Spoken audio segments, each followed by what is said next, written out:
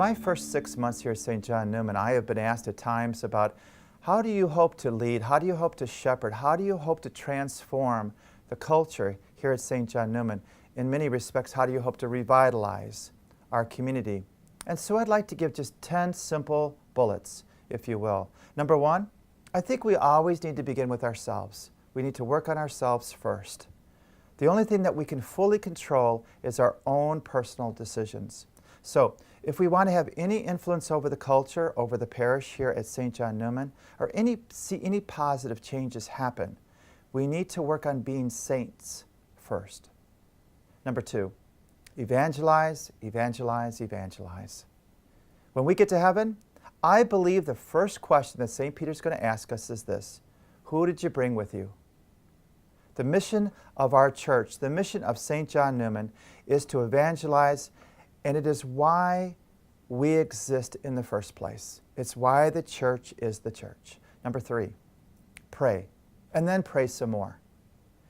Anytime transformation will take place in the hearts of others, and especially in the hearts of our community, it's because of God's grace being operative in our lives. Pray for others. Pray for yourself. There is no spiritual power without prayer. Number four, support groups that are doing good work already. If you know of groups which exist and they're doing good work to transform the culture here at our parish or here in our community, invest in them. Invest your time, invest your money. Don't let another opportunity pass by you to put your money where your beliefs are. Also, don't be fooled into thinking that we can change culture through politics. Rather, politics is a reflection of where our culture has already gone. We must also affirm what is still good about our modern culture and try to support things as well. There's so much good here at St. John Newman. We need to celebrate that. Number five, focus on our children and our young people. Children are not the future of the church. They are already part of it. So we need to make sure they not only stay in the church, but that they help the church to grow and mature and thrive. We can assure this when we love them. Number six, learn from others who have transformed the culture, who have been part of the vibrancy of St. John Newman in the past. The negative changes in our culture didn't happen overnight, and neither will the positive changes. We need to focus our efforts in the media, in our education, in our way of presenting ourselves, to offer positive alternatives in so many areas of our parish. Number seven, dream big. Too many Catholics are fine with the status quo. This is not how God feels. He dreams big, and so should we. The entire world needs to be transformed. Where do we start?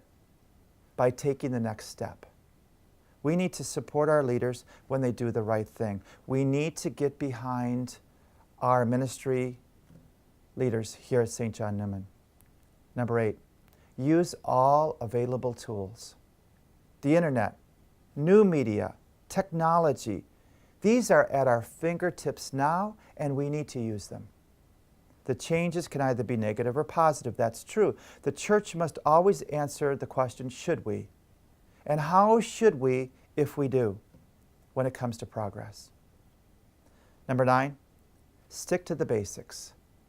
Most people are basically unchurched, even if they go to church sometimes. This means they know little, if any, about their relationship with Christ. Basic doctrines, all those types of things, stick to the basics. The best place is to start with the gospel message. We need to make the good news alive. Number 10, invest your time, your energy, and your talents in helping others.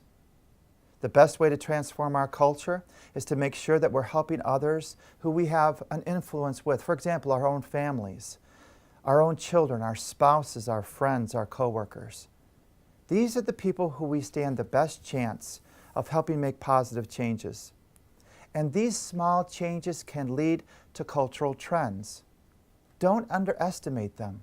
Influence the people right in your own circle. You see, the world needs the Catholic Church. The world in our community here in St. Charles needs St. John Neumann.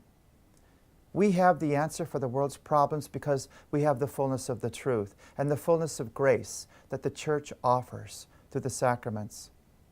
The Church gives us a moral anchor, an answer to broken families, an answer to addiction, an answer to sin, to war, to violence, to abuse, and all the other issues in our culture. More than ever, the world needs the Catholic Church. If our society is to last, if it's to thrive, the answer is a personal relationship with Jesus, and the Catholic Church offers this through sacramental grace, through her teachings, and in our own personal prayer.